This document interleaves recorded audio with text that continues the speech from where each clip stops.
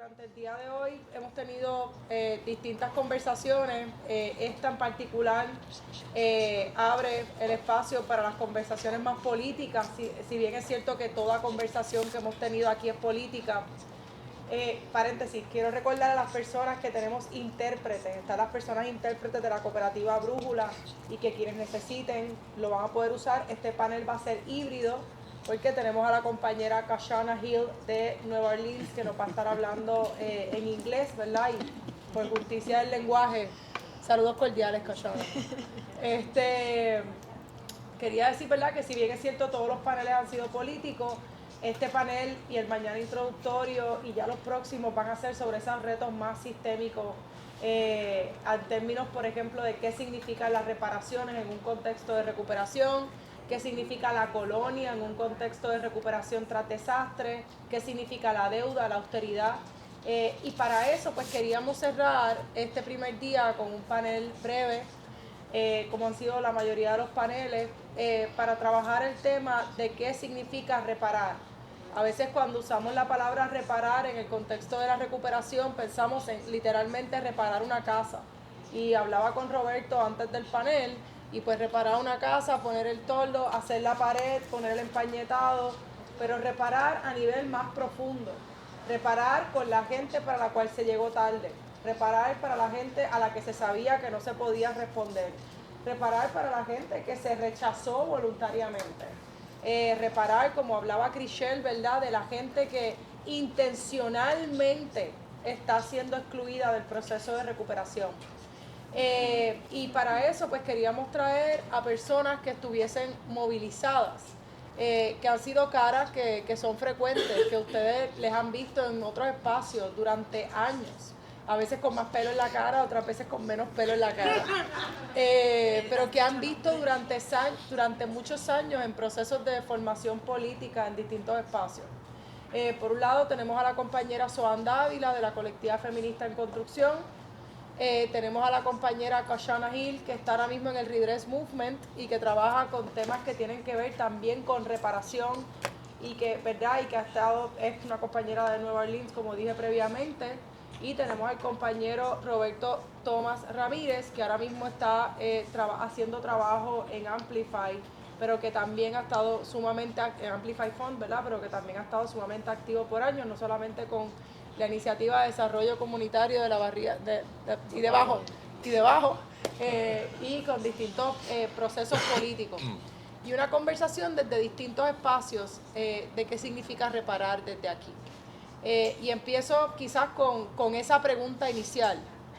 ¿Qué significa reparar en ese contexto de la recuperación tras desastre?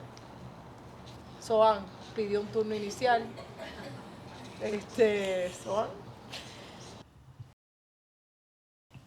A mí se me olvidó comentarle a Ariana, mira que lo pensé, porque sabía que iba a empezar esto así mismo. Y yo te iba a decir, no vengas a empezar conmigo, pero ya se me hizo tarde. ¿Qué significa reparar? Fue la pregunta. Pues, para comenzar, y hablando también, para poner en contexto también desde dónde respondo ¿verdad? Y me presento en esta conversación, pues yo estoy en la colectiva feminista en construcción y pues el punto de partida de la colectiva es un poco distinto quizá a otras organizaciones porque nosotros somos una organización política, ¿verdad? En el trabajo que hacemos no proveemos servicios, aunque parte de nuestro trabajo que intenciona el desmantelamiento de los sistemas de opresión, que intenciona una denuncia y una acción política contra las manifestaciones de ese sistema, ¿verdad? Un estado racial, dentro de un sistema capitalista donde hay violencia antinegra y violencia de género. Y ese pues, es nuestro punto de partida. Y dentro de ese trabajo sí hay apoyo mutuo, sí hay trabajo autogestionado, ¿verdad? Desde el que construimos esa otra vida que queremos vivir. Así que cuando, ¿verdad? Desde ese punto de partida, cuando de momento me invitan a esta conversación sobre las reparaciones, yo decía, ¿por dónde empiezo a hablar de esto? Porque la experiencia y para mí el trabajo político, y desde ahí voy a hablar, me ha permitido entender mi experiencia y entenderme en la experiencia colectiva de compañeras y de gente que se suma al trabajo, ¿verdad? En el trabajo de la colectiva nosotras no representamos gente ni sector, ¿verdad? Lo que nosotras vemos e intencionamos con nuestro trabajo es que la gente tome conciencia y se organice en primera persona, plural, colectivamente con otras para cambiar sus condiciones de vida. Así que quienes estamos en la colectiva partimos de que alguna experiencia nos trajo ahí, nos unió y desde esa experiencia colectiva queremos cambiar las cosas. Y parte de la experiencia colectiva nuestra, y voy a traer ejemplos, es que es muy difícil hablar de reparaciones ante un Estado que no reconoce el daño y que no lo va a reconocer, ¿verdad? Y para dar un ejemplo concreto y no hablarlo así como en el abstracto, una de las grandes o más importantes experiencias políticas que yo he tenido desde la colectiva y que la vemos, yo creo que todas las personas que estamos aquí hemos visto y vivido eso, fue en torno al tema de la violencia de género, que era una experiencia común que muchas de nosotras en la colectiva teníamos, algunas hijas de ¿verdad? Mujeres sobrevivientes de violencia de género, otras sobrevivientes también nosotras. Y cuando estuvimos haciendo ese trabajo, que seguimos haciendo de otras maneras, pero esa campaña sobre el estado de emergencia, yo no necesariamente tenía la conciencia política o las experiencias que tengo hoy frente al Estado. Y parte del trabajo de esa campaña era tener conversaciones directas con funcionarias y funcionarios del Estado para hablar sobre la violencia de género. Y lo que una esperaba y pensaba que iba a ocurrir al tener una conversación que ya se estaba dando, ¿verdad? No era como que estábamos iniciando una conversación desde cero. Luego del huracán María, que uno de los grandes ¿verdad? Impactos del huracán María fue precisamente ese alza en los feminicidios y en los casos de violencia de género. Y allí las funcionarias del Estado con quienes nos pusieron a hablar, que eran feministas y hacían trabajo, ¿verdad? O habían hecho trabajo en otros momentos en cuanto a, ¿verdad? Derechos de las mujeres, nos decían, pero es que aquí se está haciendo trabajo, lo estamos haciendo ya.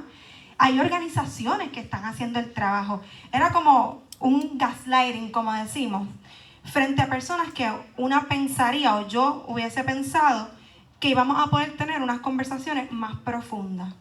Entonces, de ahí, ¿verdad? Esa experiencia que seguimos arrastrando en la que sobre todos los problemas del país o los problemas más profundos del país, siempre quienes estamos organizándonos estamos en la posición no de, ¿verdad? En principio simplemente decir, mira, esto es lo que está pasando y exigir que sea, es que hay que explicar y probar que eso está ocurriendo. Eso es como una cosa inaudita. Una tiene que probar que hay un daño, que hay una experiencia y en todo momento, y esto lo traigo así como algunas de las cosas que han sido parte de nuestra experiencia política, es como tenernos que preparar como si fuésemos ante un tribunal para hablar con cualquier jefe de agencia o cualquier jefa de agencia para probar, mira, con números y estadísticas, aunque ni los números ni estadísticas existan, ¿verdad? Es como, pues, los números que tenemos, las experiencias que tenemos, nuestras con la gente con la que trabajamos y nos organizamos, y es toda una disputa en todo momento de probar nuestra realidad, nuestra experiencia a un Estado que pues no responde a ello.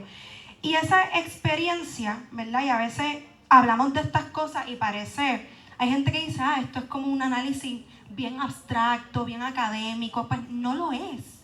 Es que la experiencia de tener gente en un gobierno que se supone que esté trabajando por y para la gente y vernos siempre en esa disputa de tener que probar las cosas, ¿verdad? De tener que probar nuestra experiencia, pues no queda otra de ese entendimiento o esa toma de conciencia de que esto hay algo que está operando detrás, ¿verdad?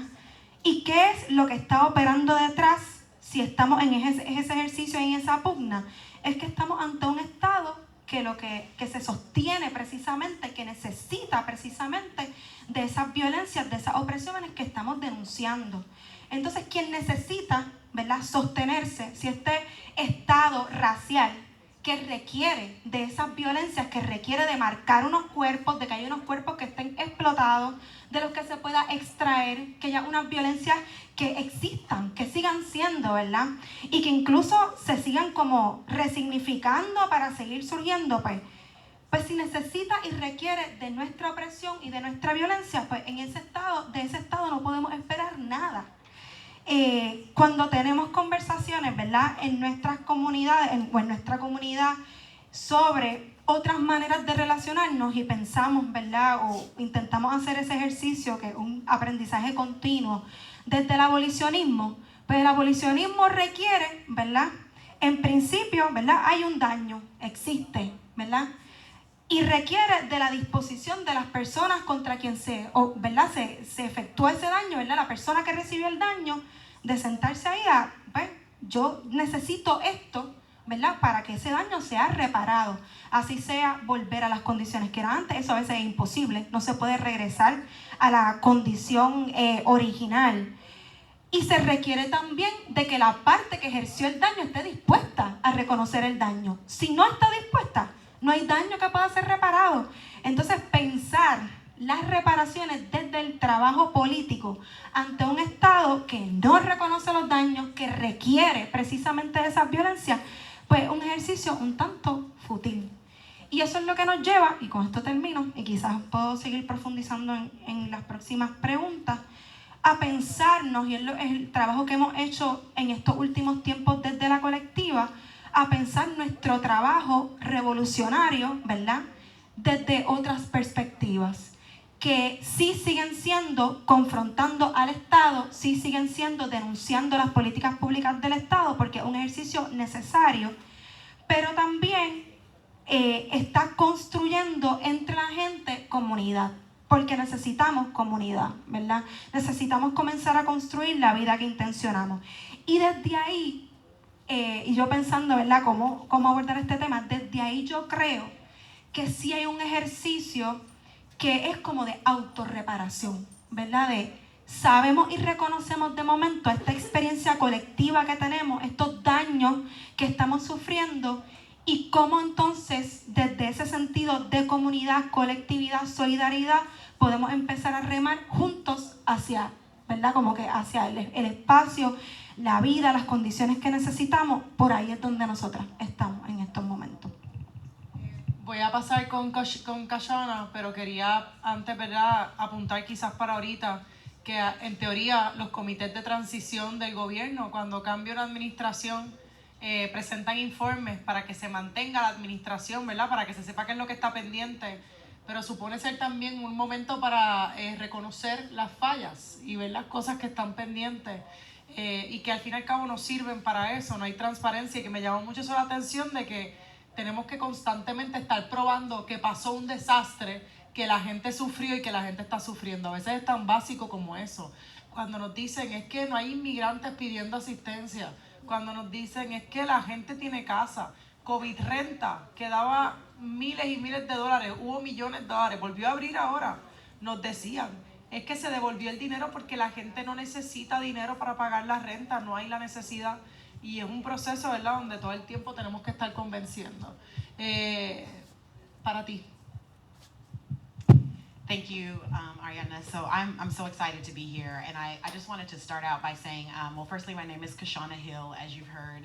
I lead an organization called the Redress Movement, and I live and work in New Orleans, Louisiana. So I'm sure, as all of you know, last Friday, August 29th, we experienced the 20th anniversary of Hurricane Katrina's landfall in South Louisiana.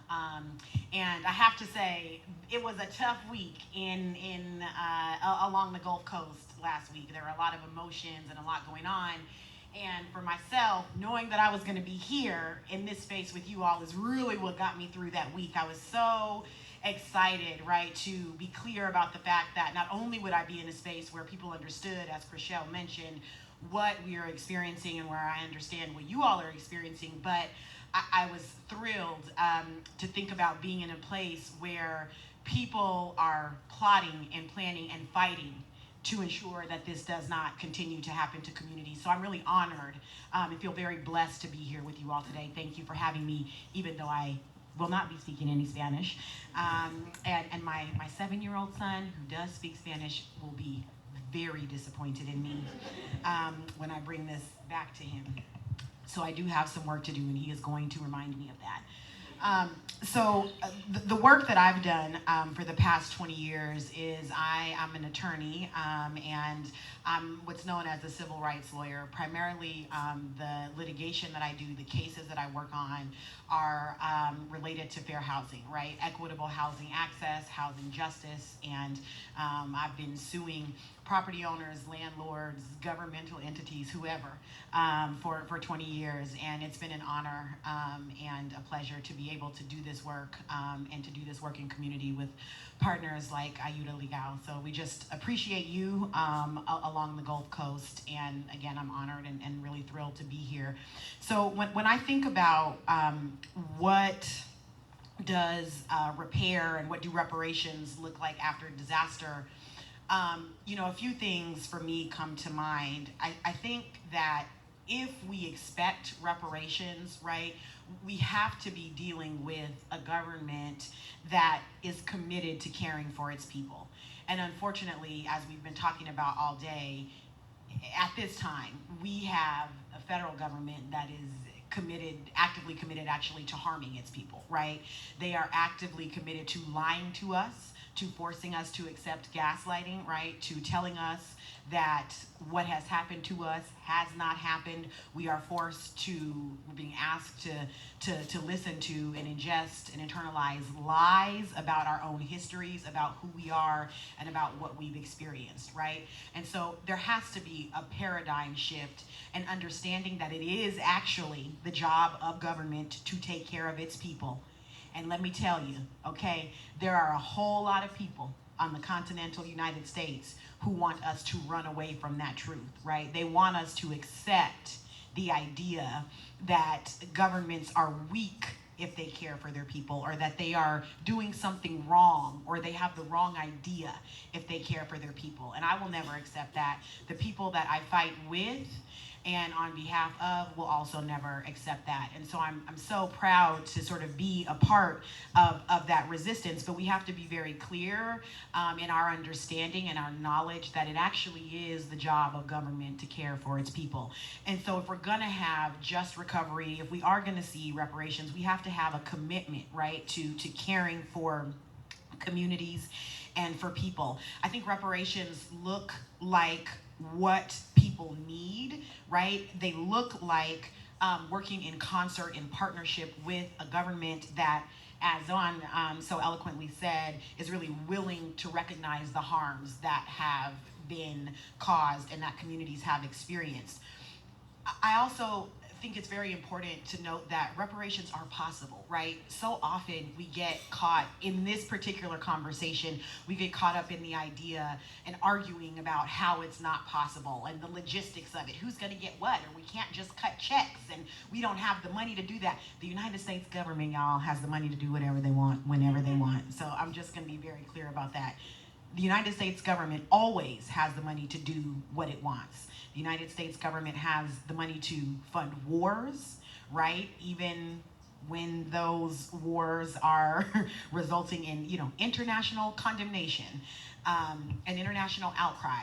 We have the money to fund wars. We had the money, right, to bail out businesses across, multiple generations, right? We've had the money to ensure that Confederate slaveholders were made whole after they lost their property as a result of the Civil War, right? And that is a lost their property in quotes, okay?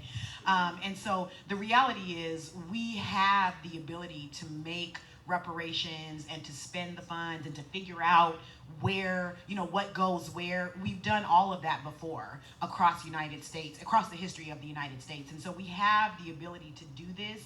And it behooves us, right, to not spend a lot of time fighting about whether it's possible or how do we determine who gets checks, and to, as Ariadne said, really be thinking about deepening and opening the conversation.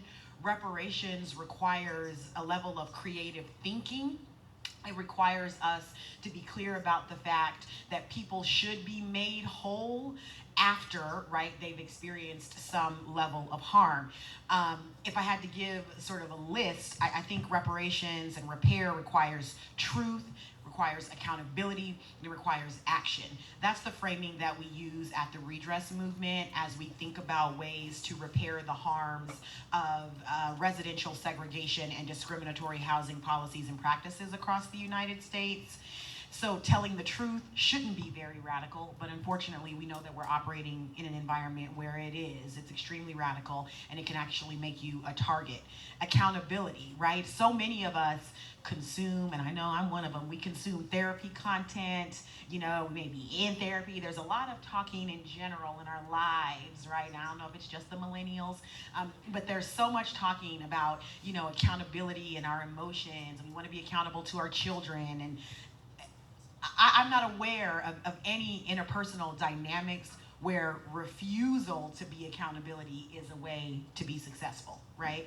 Even if you think about your work relationships, I don't know if folks have ever worked on a team or in an office with somebody who loves to say things like, oh, well, that's not my fault. Oh, I don't know about that, or I didn't do that. That's not my fault, in my mind, is a response that no adult should ever have, because it's not a helpful mindset. And I don't know of any context in which I can't be accountable is going to be beneficial, right? If you're in a marriage, as someone who's no longer married, a lack of accountability is not gonna work out for you, okay? And so if we think about reparations and the way in which our government is operating, refusal to be accountable, if we think about the mindset of a majority of United States residents who have a deep resistance to the idea of reparations, so much of that comes from a lack of ability and a lack of willingness to be accountable. Action, right? Not only do we have to be accountable and be willing to tell the truth, but then something needs to follow, right? It's not helpful. It doesn't help the people of New Orleans or the people of the Gulf Coast or the people of Puerto Rico to just say, oh no, that was really terrible. What are we going to do to ensure that people have what they need in order to be able to thrive and to succeed? That's what repair and reparations look like. And I'm so excited to continue discussing this, but I'll just leave it with, we have a long way to go.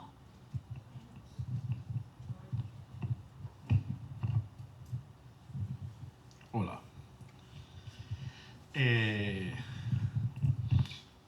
Yo voy a sacar un poco mi neurodivergente y voy a contestar lo que yo me había preparado a contestar.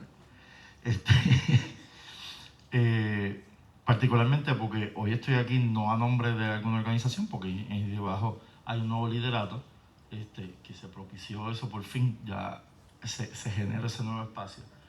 Y tampoco estoy aquí en nombre de Amplify, sino un poco más a nivel personal por la experiencia de haber ayudado a construir 2 organizaciones políticas en Puerto Rico y haber trabajado por años en mucho trabajo organizativo a nivel comunitario también. Y en particular en Salinas.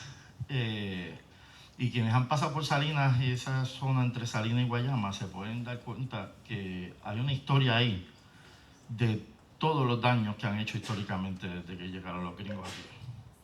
Todas las apuestas económicas que se han hecho en Puerto Rico han pasado por ahí. El monocultivo de caña, las apuestas a los petroleros, las farmacéuticas, ahora la biotecnología con un montón de semilleras que hay allí, y ahora pues recientemente la cosa solar. Todas han pasado por allí acumulando daño. Y un poco desde ahí es que me pararía, pero la pregunta original a la que me preparé decía, ¿hay reparación posible en la recuperación? Y un poco yendo de atrás para adelante en la pregunta, mi primera pregunta es, ¿de qué es que nos tenemos que recuperar? Y creo que estaríamos de acuerdo en que no es en las inundaciones de Fiona en el sur que pasamos hace 3 años, aunque dejaron miles y miles y miles de daños y gente en la calle.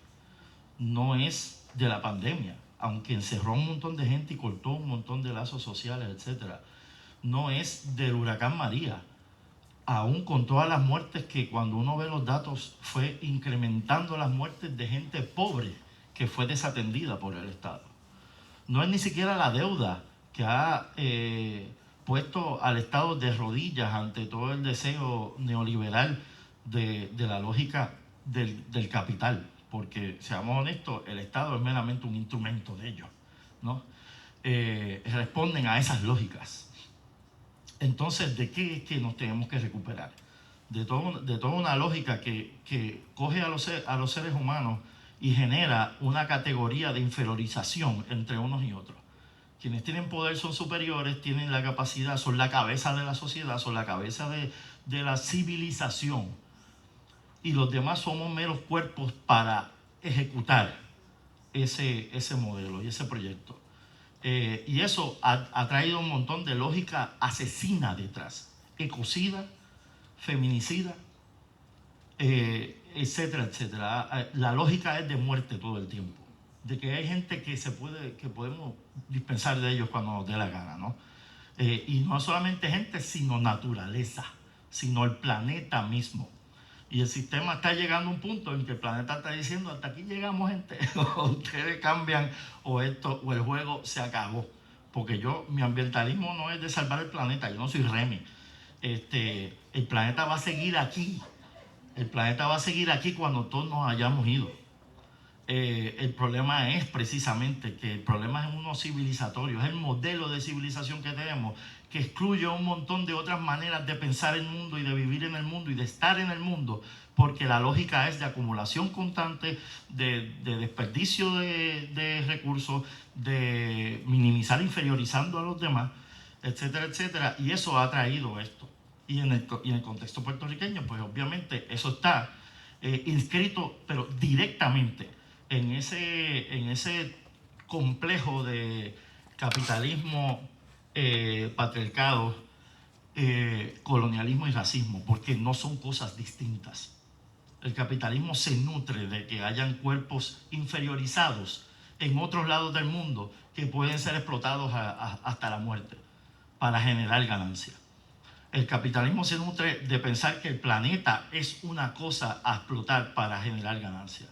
El capitalismo se nutre de que hay relaciones desiguales entre hombres y mujeres y de género en general para generar ganancia, etcétera, etcétera, ¿no? Así que ahí está la cosa. Pero ¿qué tiene que ver eso con las reparaciones? Porque de lo que estoy hablando entonces es de hacer una revolución, porque es la cosa sistémica en general. Pero hay específicamente a muchos niveles gente particular, grupos particulares, poblaciones particulares, que esas opresiones han hecho un daño supremo. Entonces las reparaciones son una herramienta ecualizadora. Es un poco empezar que puede ser una herramienta ecualizadora reformista. Bueno, vamos a soltar esto aquí para que la gente pues no se queje. O puede ser una herramienta ecualizadora de reforma revolucionaria, en el sentido de que encamina cosas hacia una transformación radical de la sociedad y de la forma en que está organizada la misma. Entonces, las respuestas individuales a eso, vamos a darle voucher a la gente para que se consiga una casa. O vamos a hacer esto para que individualmente resuelvan, rompiendo lazos sociales que ya venían rompiéndose hace tiempo. No es reforma revolucionaria, porque sostiene las condiciones básicas en las que eso va a volver a pasar. Entonces, en términos de las reparaciones, pensamos las reparaciones, si van a ser para resolver el ahora de la contingencia del momento, o si realmente la vamos a pensar como una manera de meterle un dedo en la llaga al sistema, diciendo, es que esto lo provocaste tú, porque no fue culpa del huracán María, fue culpa de que se había vulnerabilizado al país en conjunto, su capacidad de respuesta, su capacidad institucional, infraestructural, etcétera, etcétera. En ese sentido, si ahora me preguntan, ¿es posible reparación en la recuperación? Voy a dar una respuesta que después voy a tener que ecualizar yo también. La respuesta es no. No en las condiciones que estamos. No porque sea imposible, sino porque realmente la reparación requiere de condiciones de posibilidad. Y lo que hemos estado hablando aquí es que la condición de posibilidad política todavía nos hace falta seguir fortaleciéndola. Eso no significa que no hay gente haciendo cosas, que no hay grupos fantásticos comiéndose la calle. Pero seamos honestos, la calle no es monopolio de la izquierda y de los progresistas. La derecha se ha comido la calle también generando turbas para generar proyectos fascistas. Y lo va a seguir haciendo si no estamos preparados para ello. Y en la acumulación de poder que está teniendo el sistema ahora mismo, nos toca construir números. Porque el Estado lo están controlando. Los medios los están controlando. La tecnología para encauzarnos de un sitio a otro nos están controlando. Nos toca organizar. Y nos toca organizar no solo en términos de buscar aglomerar gente, sino con una intencionalidad política radical, que yo creo que es lo que ahora mismo está poniendo sobre la mesa la dificultad de hacer ese trabajo. Que mientras la derecha se ha ido radicalizando a niveles extremos, hay toda una moderación en el trabajo del progresismo, tratando de no, porque las poblaciones no pueden escuchar esto y no pueden escuchar lo otro. Bueno, están escuchando a la derecha. Es una actitud sumamente radical. Y a nivel de que el Partido Demócrata, por ejemplo, ¿verdad? Con todo lo que a mí no me interesa tener nada que ver con eso, pues el Partido Demócrata pensó al principio con Trump, eso es un loco, eso no va a ganar. Le pasaron por la piedra. Ahora no, eso tiene un montón de casos en contra y eso ha demostrado ser terrible de ser humano. ¡Pam! Le pasaron por la piedra. Y aún así siguen apostando a que van a perder los midterms. Roberto, y quizás cogerlo desde lo que estás trayendo de eso último, ¿no? Todavía hay una confianza, y no sé si están de acuerdo Sohan y Kashana, de que el sistema va a funcionar, que se va a enderezar todavía. Y lo ves cuando la gente dice, es que eso no puede pasar porque nunca ganaría. O es que no puede pasar porque después la gente no va a votar por ellos y les va a importar. O es que ellos no harían eso porque ellos no van a entregar a los inmigrantes porque esa es la gente que vota por ellos. Y te escucho, ¿verdad? Tesla diciendo ya no les importa. Y ya no importa. Pero todavía de alguna manera u otra la gente siente como un fracaso cuando el sistema no sirve. Nadie detiene la guerra, pero hay una expectativa de que eso eventualmente se va a detener. Nadie repara las casas, pero hay una expectativa de que eventualmente eso se va a atender. Y un poco, yo creo que es una manera de bregar, ¿verdad? Yo creo que es bien difícil en nuestras cabezas, que ya de por sí están abrumadas, tenemos todas las cosas, bregar con aceptar que nunca se van a reparar las casas, que van a ganar, va a ganar, nadie lo va a meter preso, va a haber impunidad. Eso es difícil aceptarlo, porque es aceptar que el sistema se cayó, que el sistema fracasa. Y tú ves la gente va y solicita asistencia porque piensa que se la van a dar, aunque te la han denegado por 15 años, porque tú tienes fe de que esta vez tú te vas a ganar la asistencia de desastre. Esta es la vez, como si fuera una lotería. Y es que es como si hubiese un apego a un sistema que sigue y sigue fracasando vez tras vez. Y me pregunto que si para poder exigir la reparación hay que romper con ese sistema y entender que es que el sistema no tiene una falla, ese es el diseño. El diseño es, como Sohan, tú hablabas ahorita a propósito de la violencia de género, el diseño es que te van a decir que ya lo están atendiendo. Kashana, el diseño es que te van a decir que no solamente se hizo, sino que tú no estás viendo cómo se hizo, que somos malagradecidos por la recuperación. Yo te estaba escuchando y pensaba, ¿cuántas comunidades le pusieron un salón de cómputos o un centro con placas solares como la manera de reparar con esas comunidades que las dejaron olvidadas por meses? Y esa fue la reparación con esas comunidades. Y hay que celebrarlo porque claro que las comunidades necesitan un centro comunitario, pero eso no es, de eso no se trata, nunca se ha tratado de eso. Hay que romper con el sistema para poder pedir reparaciones, o se pueden pedir reparaciones desde adentro. Casi nada, Kashana. Thank you. I needed a moment to finish listening. You know, so there definitely need to be changes to the systems, right? As we heard from Chriselle and as we've heard from folks, you know, today, these systems are designed to do exactly what they're doing, right? Which is to perpetuate marginalization, to perpetuate subjugation. And that is what they're doing. You know, ideally, we don't need to continue to repair harms after the fact because people will have what they need to survive, right? Disasters as well as, you know, what they need to, they'll have what they need to thrive. But unfortunately, in this, you know, capitalist society, we do not design communities and our structures and systems to give people what they need to survive. We expect for people to pull themselves up by their bootstraps and miraculously be able to survive. And then when something bad happens, right, we then go through this very complicated ranking process that is centered around, as we've heard, what people deserve, right? And so we are always, as it relates to disasters across the United States, we're always operating reactively versus operating proactively. You know, I live in a state where our leadership refuses to accept, okay, that human activity is causing climate change.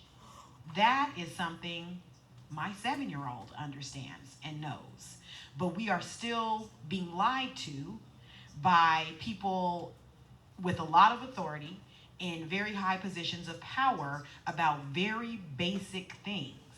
And so because we can't tell the truth and we're not building systems that operate based on truth, we are left in this defensive and reactive and recovering posture, right? Versus proactively all having access to the things and the structures, the systems, and the infrastructure that we need in order to be able to not only survive disaster, but thrive after disaster.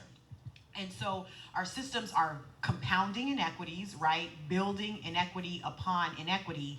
And then we expect for people to have enough resilience and ingenuity and brilliance and money and time to be able to figure out how to recover and repair and rebuild.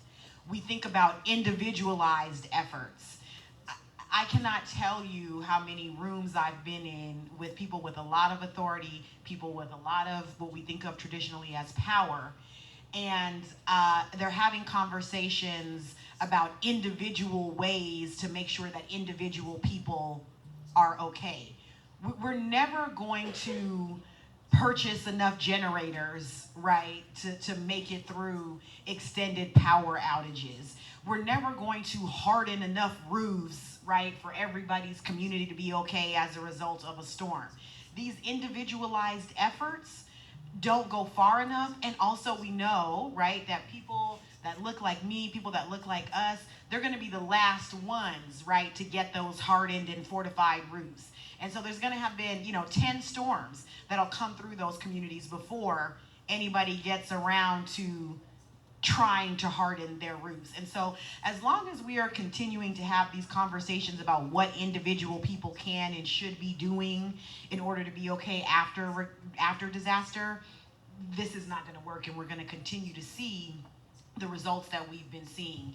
Instead, we need to actively be thinking about ways in which we can incorporate elements, right, into our communities that will not require us to be so resilient after disasters, right? So in New Orleans, we deal with a lot of infrastructure problems and issues that contributed to the damage that we saw following Hurricane Katrina, and that contributes to so many of the poor outcomes that we still experience following disaster.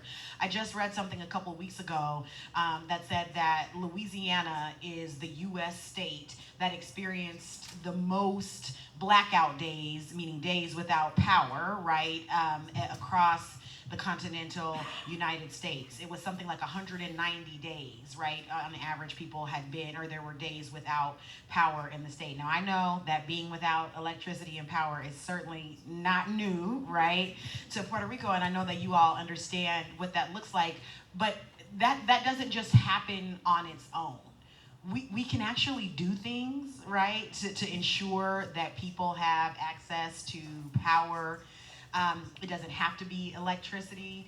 But if we're still lying about climate change and how it's caused and the impact that it has on communities, we're never going to see wide-scale investment in solar infrastructure, green infrastructure, right? We're just going to continue to hope that, as Ariana said, you know, a couple of homeowners are lucky enough to get a grant that will allow them to install some solar batteries, and then they can be okay if there is some sort of event that knocks the power out in their communities.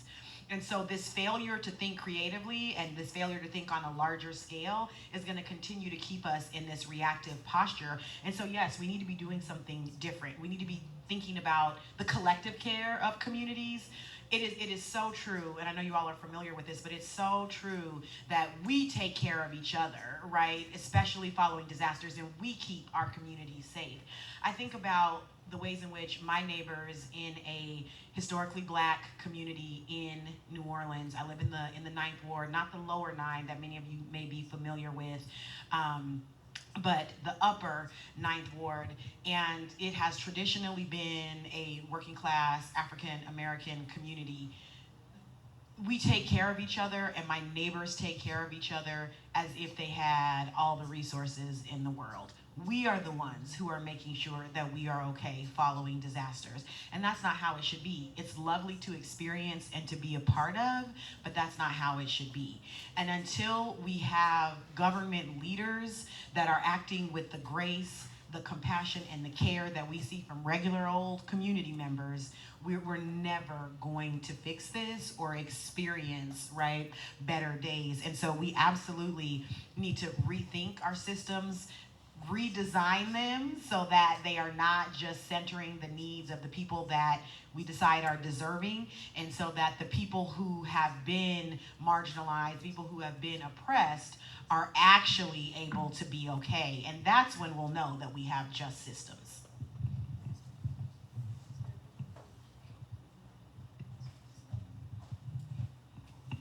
Pues sobre la pregunta si hay que romper con el sistema o para lograr reparaciones o se pueden lograr desde adentro, si fuera la pregunta.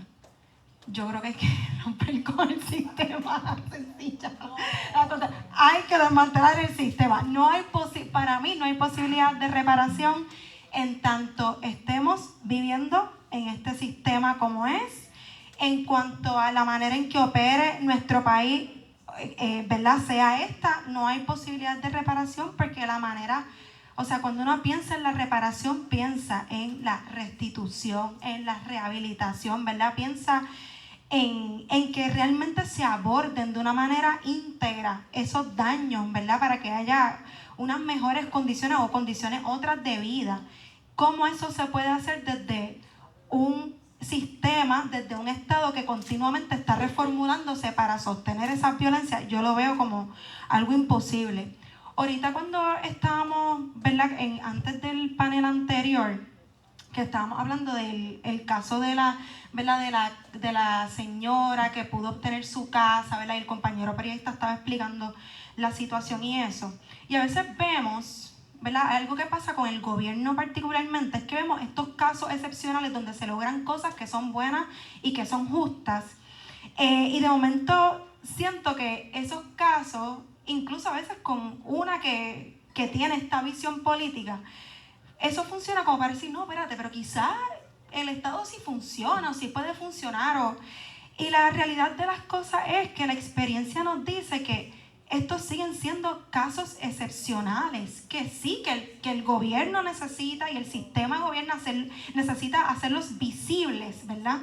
Para que haya esta idea de que realmente son fallas, ¿verdad? Y esto era algo que recuerdo de esas primeras conversaciones, incluso con el entonces superintendente de la policía, él decía, no, todos los policías, esos casos de policías agresores, esos son manzanas podridas, esos son como casos excepcionales, esa no es la realidad de todo el cuerpo policíaco, ¿verdad? Por traer un ejemplo.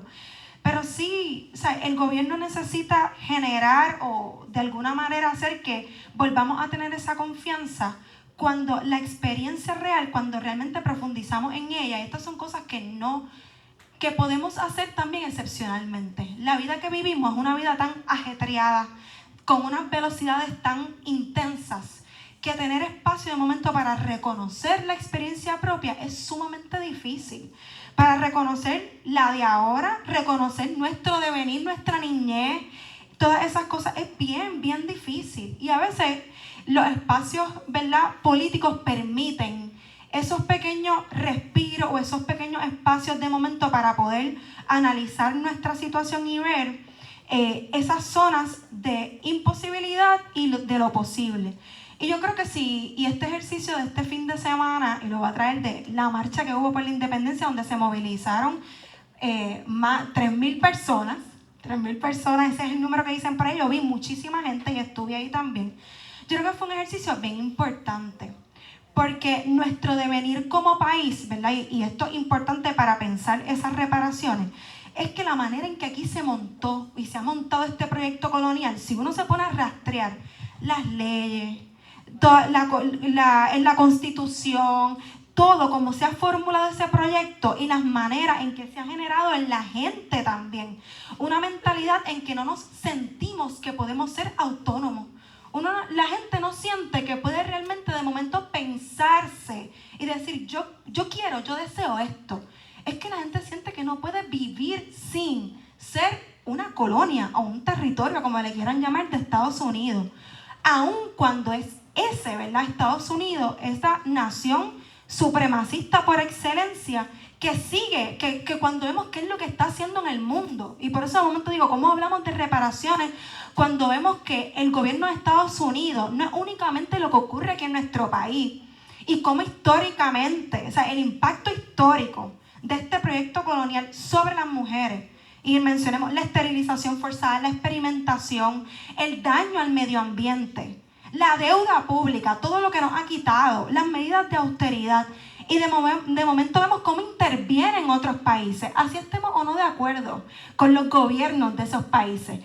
Sí podemos ver, ¿verdad?, cómo es un proyecto que es totalmente, ¿verdad?, es un ejercicio de poder sumamente violento. Entonces, la única manera de pensar en otro devenir, otro futuro, tiene que ser, ¿verdad?, alejado de eso. Porque algo que ha ocurrido también con nosotras y nosotros aquí en Puerto Rico es que más allá de las leyes, de los entramados jurídicos que nos mantienen, ¿verdad?, en esta subyugación, hemos internalizado, y esto también es parte del proyecto colonial, internalizado ideas, formas de ser y de relacionarnos, formas individualistas, ¿verdad?, formas bien neoliberales, de momento el libre mercado, unas formas de ser que nos alejan de lo que realmente necesitamos.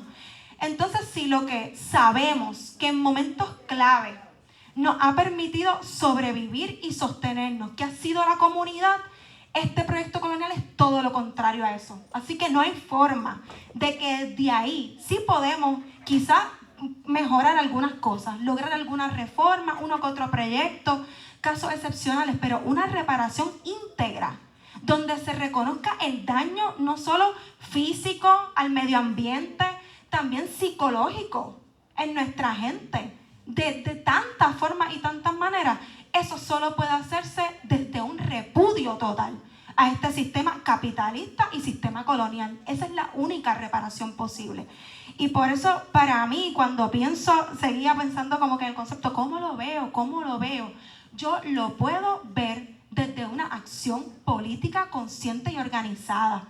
Para mí, cuando la gente se junta en la calle, ahí yo veo reparación, es un proceso.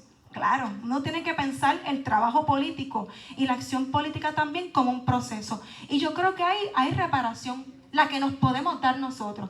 Desde este sistema, creo que es ninguna. Difícil. A Roberto le toca el cierre con la esperanza, antes de abrir la pregunta.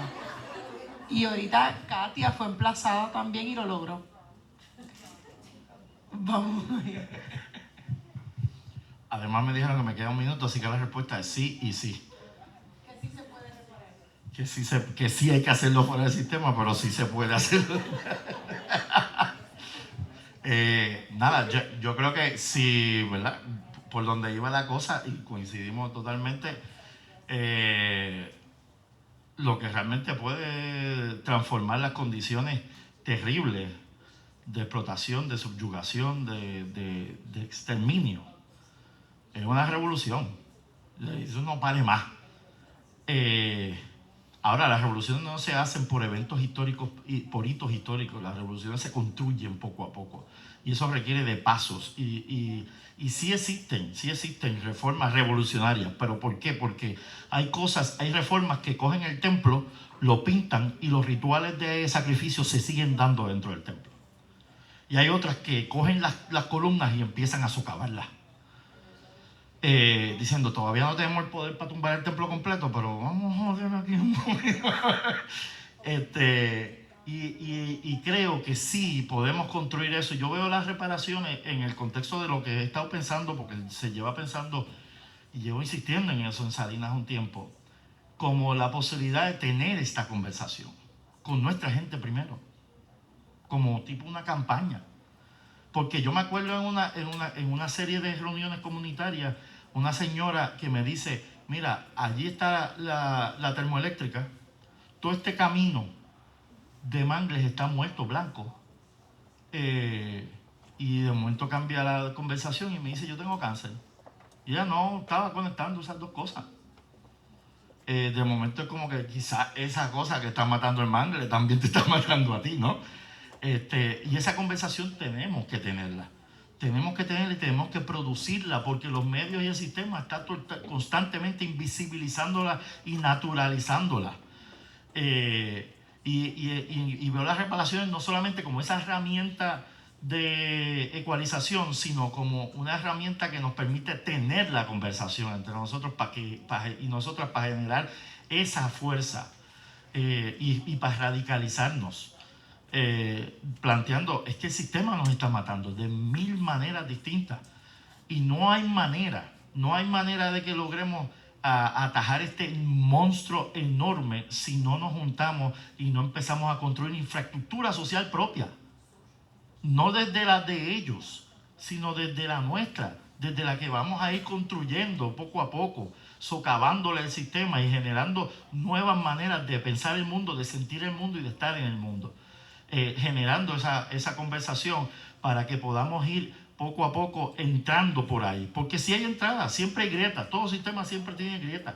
Y sí podemos socavarle esas grietas y expandirlas y hacer que empiece el sistema, pero requiere de mucha gente, requiere de mucho trabajo, requiere de mucha organización y requiere de mucha intencionalidad clara y radical.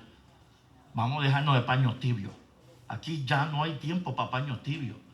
Esta cosa se la están comiendo viva y no les importa llevarse a medio mundo por medio. Pues entonces esa es la actitud con la que tenemos que responder.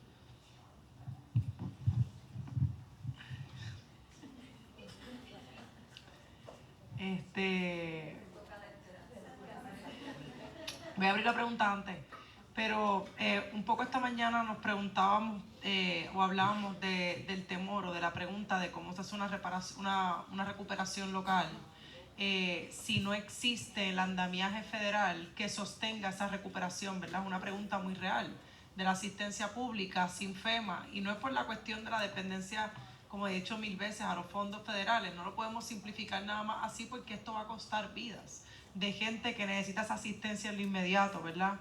Y yo creo que la conversación sobre reparación cae como anillo al dedo para dejar de ver la recuperación como suerte, pero también la asistencia en casos de desastre como un privilegio y no como un derecho que es parte para poder encaminarnos y que hayan condiciones para hablar de reparación. Yo voy a abrir el espacio para coger una sola pregunta, considerando que el día ha sido largo. ¿Alguien quiere una pregunta, un comentario? María, yo sé que tú tienes 1000 cosas en la cabeza, pero ¿quién quiere? Kashana quiere el espacio. Ay, yo sé. if I may, and I don't know if people are like, thinking of questions. I appreciate that question, Ariana. And, one thing that I was thinking about is it's really important, even if we take FEMA out of the equation for right now, right? Beyond FEMA, it's so important to learn lessons, right? And not continue to be surprised by things that happen or the needs that communities have. If we think about what happened following Hurricane Katrina, and I'm gonna quickly talk about Black displacement from certain neighborhoods in the city, we know the same thing is happening here, right?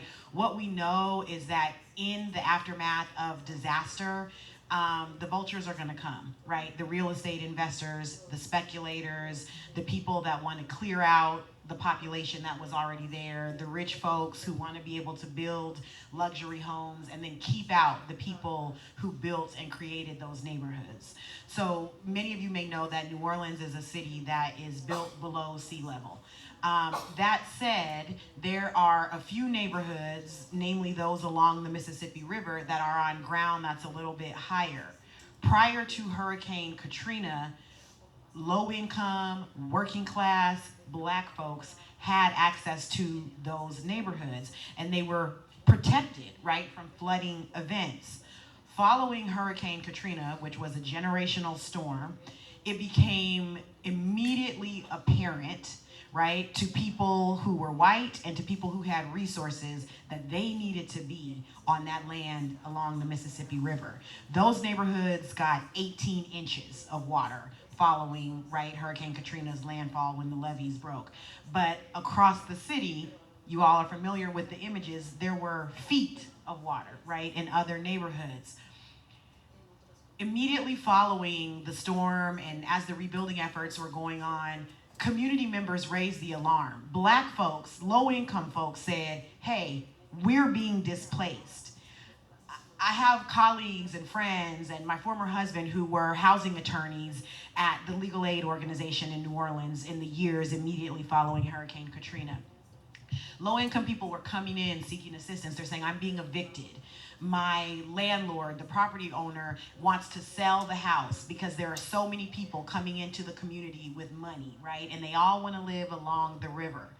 Now that we are 20 years out past Hurricane Katrina, there are no longer any majority Black neighborhoods on that Mississippi River line, right? There aren't any communities that are majority Black, and for all intents and purposes, African Americans, Black New Orleanians, who are the majority of that city, they have lost access to those communities on higher ground. So what that means is that we now have gentrified neighborhoods where Black New Orleanians have been displaced. And the reality is when people are displaced, they gotta go somewhere. And so where are those low income, working class Black folks going?